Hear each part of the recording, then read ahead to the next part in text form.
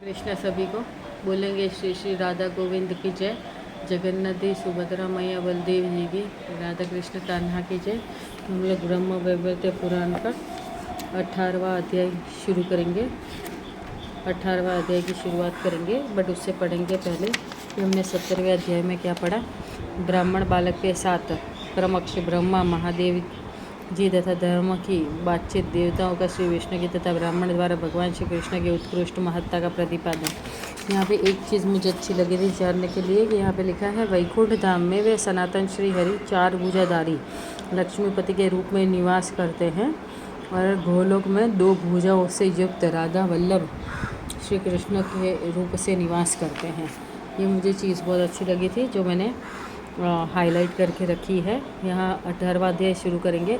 ब्रह्मा आदि देवताओं द्वारा उपबर्हण को जीवित करने की चेष्टा, मालावती द्वारा भगवान श्री कृष्ण का स्तवन, शक्ति सहित भगवान का गंधर्व के शरीर में प्रवेश तथा गंधर्व का जी उठना, मालावती द्वारा दान एवं मंगलाचार तथा पूर्वोत्तक स्तोत्र के पाठ की महिमा।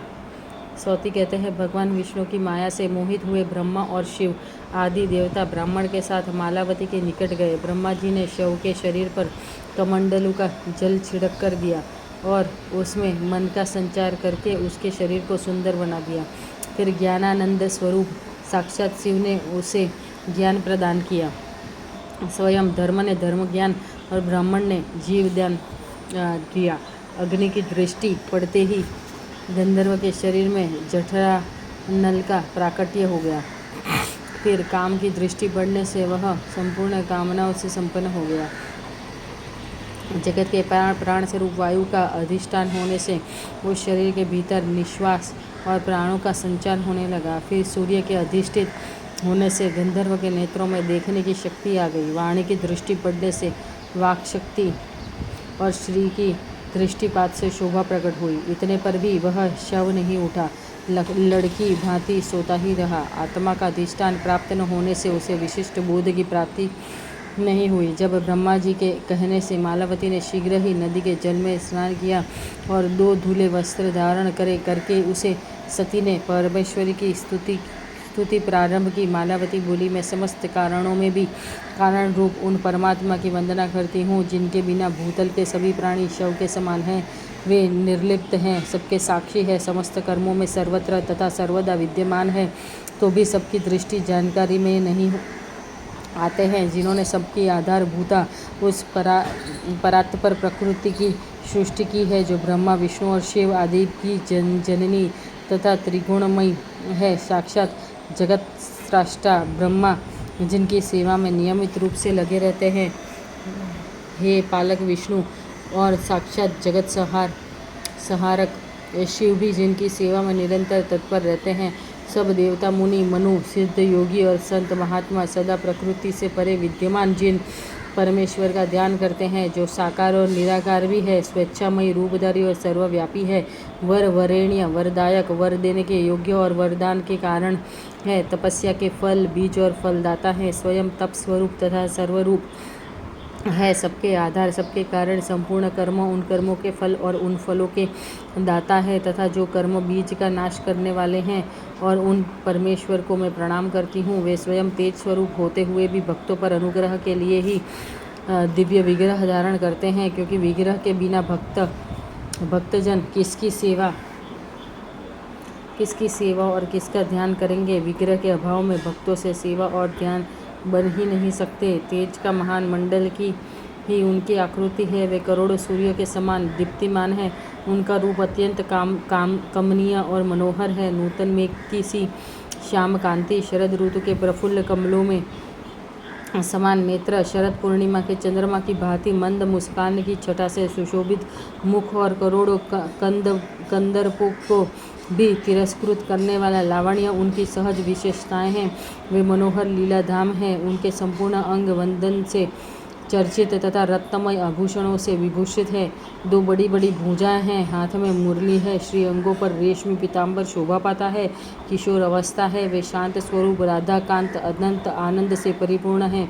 कभी निर्जन वन में गोपांगनाओं से घिरे रहते हैं, कभी रास मंडल में विराजमान हो राधा रानी से समाराधित होते हैं, कभी गोप बालकों से गिरे हुए गोप वेश से सुशोभित होते हैं, कभी सैकड़ों शिखर वाले गिरिराज गोवर्धन के कारण उत्कृष्ट शोभा से युक्त रमणीय वृंदावन में कामधेनुओं के समुदाय को चराते हुए बाल गोपाल के रूप में देखे जाते हैं। कभी गोलोक में विरजा के तट पर पारिजात वन में मधुर मधुर वेणु बजाकर गोपांगनाओं को मोहित किया करते हैं। कभी निरामय वैकुंठ धाम में चतुर्भुज लक्ष्मीकांत के रूप में रहकर चार भुजाधारी पार्षदों से सेवित होते हैं। कभी तीनों लोकों में पालन के लिए अपने अंश रूप से श्वेत द्वीप विष्णु रूप धारण करके रहते हैं और पद्मा उनकी सेवा करती हैं। कभी किसी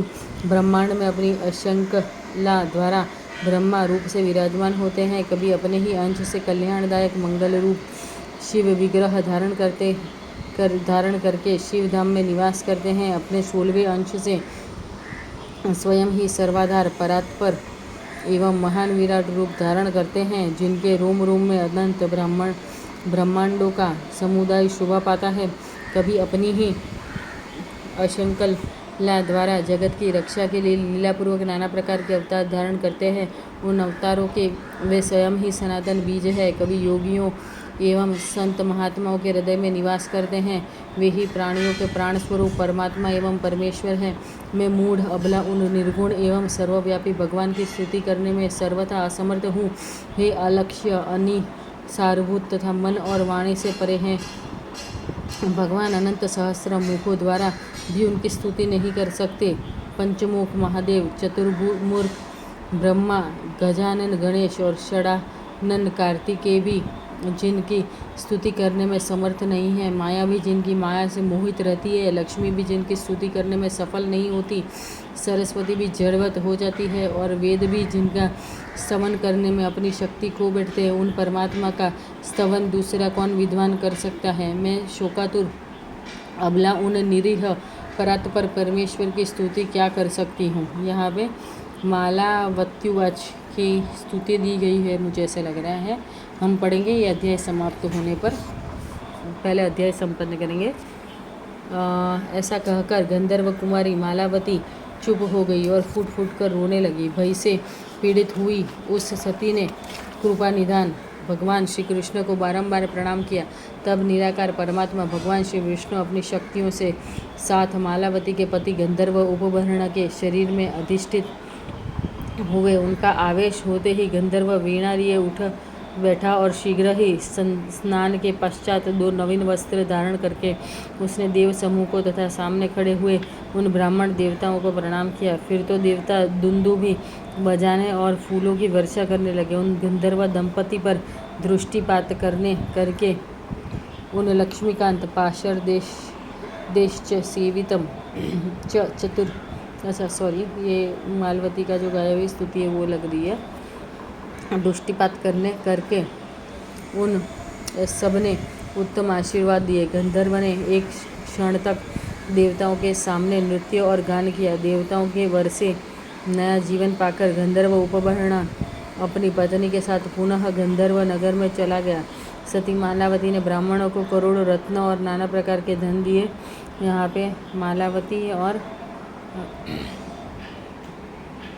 नारद जी जो उपवर्णन का रूप लेके जीवित हो चुके हैं, पीछे सारे देवता हैं जो उनको आशीर्वाद दे रहे हैं और वो गान कर रहे हैं। बहुत ही अच्छा दृश्य।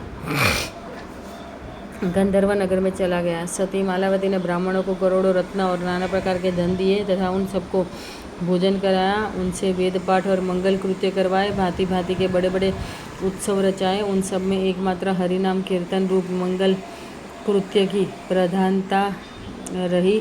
देवता अपने अपने स्थानों को चले गए और ब्राह्मण रूपधारी साक्षात श्री हरि भी अपने धाम को पधारे। शौनक यह सब प्रसंग मैंने तुम्हें कहकर सुनाया। साथ ही स्तवराज का भी वर्णन किया है। जो वैष्णव पुरुष पूजा काल में इस पुण्यमय स्तोत्र का पाठ करता है वह श्री हरि की भक्ति एवं उनके दास्य का सौभाग्य पा लेता है। यानी ये जो स्तुति है वो श्री हरि की स्तुति है जो हम पढ़ेंगे ज़रूर।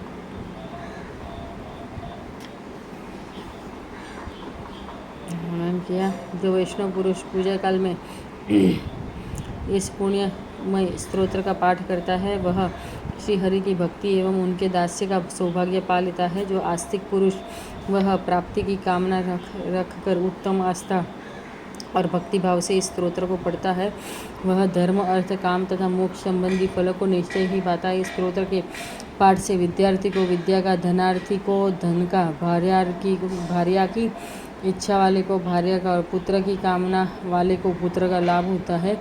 धर्म चाहने वाला धर्म और यश की इच्छा वाला यश पाता है। जिसका राज्य छीन गया है वह राज्य और जिसकी संतान नष्ट हो गई है वह संतान पाता है। रोगी रोग से और कैदी बंधन से मुक्त हो जाता है। भयभीत पुरुष भय से छुटकारा पा जाता है। जिसका धन नष्ट हो गया है उसे धन की प्राप्ति होती है। जो विशाल वन में डाकुओं अथवा हिंसक जंतुओं से गिर गया है, दावान नल से दग्ध होने की स्थिति में आ गया है अथवा जल के समुद्र में डूब रहा है वह भी इस स्तोत्र का पाठ करके विपत्ति से छुटकारा पा जाता है। यहाँ पे हमारा 18वां अध्याय संपूर्ण होता है। यहाँ पे वो मालावत्युवाच ये स्तुति है, हम कोशिश करेंगे पढ़ने की।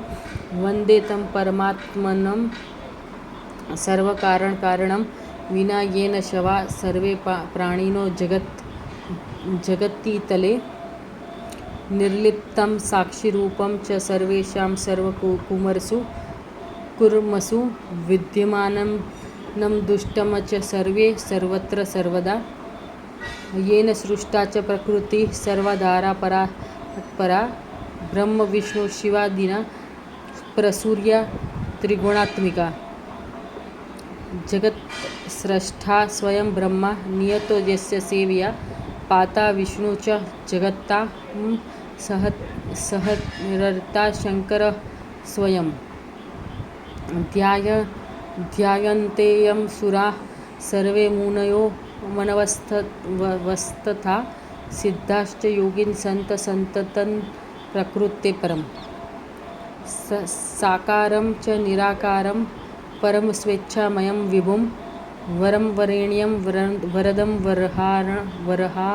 वराहरणं वरकारणं तपफलं तपोबीजं तपसा च फलप्रदं स्वयं तपस्वरूपं च सर्वरूपं च सर्वतः सर्वदारं सर्वबीजं कर्म तत्कर्मणा फलं तेषांच फलदातारं तद्विजं क्षय कारणं स्वयं तेजस्वरूपं च भक्तानुग्रह विग्रहं सेवा ध्यानं न घट्टे भक्ताना विग्रहं विना तत्तेजो मंडलाकारं सूर्यकोटि समप्रभं अतीव कमनीयं च रूपं तत्र मनोहरं नवीन निर्दश्यायां शरत् पंकजलोचनं शरत् पारवर्णचन्द्रयास्मिध्वास्य समवेतं कोटिकन्दर्पलावण्यं लीलाधाम मनोहरं चन्दनोक्षित सर्वांगं रत्नभूषणभूषितं द्विभुजं मुरलीहस्तं पीतकौशेयवाससं किशोरवयसं शान्तं राधाकान्तं नन्तकं गोपाङ्गनापरिवृतं कुत्रचिन्नर्जने वने कुत्रचिद्रामसंधस्यथ राधया परिसेवितं कुत्रचित् गोपवेशं च वेष्टितं गोपबालके शतशृङ्गचलोत्कृष्टे रस्ये वृन्दावने बने निकरं कामधेनूनां रक्षितं शिशुरूपिणं गोलोके वीरजातिरे परिजातवने वने वेणुकवणन्तं मधुरं गोपीसंहोरकारणं निरामये च वैकुण्ठे कुत्रचित् चतुर्भुजं लक्ष्मीकान्तं पाशरदेश्च सेवितं च चतुर्भुजे कुत्रचित् स्वांशरूपेण जगत्तां पालनाय च श्वेतद्वीपे विष्णुरूपं पद्मया परिसेवितं, कुत्रचित् स्वांशकलया ब्रह्माण्डे ब्रह्मरूपिणं शिवस्वरूपं शिवदं श्वासेन शिवरूपिणं स्वात्मं षोडशासेन सर्वधारं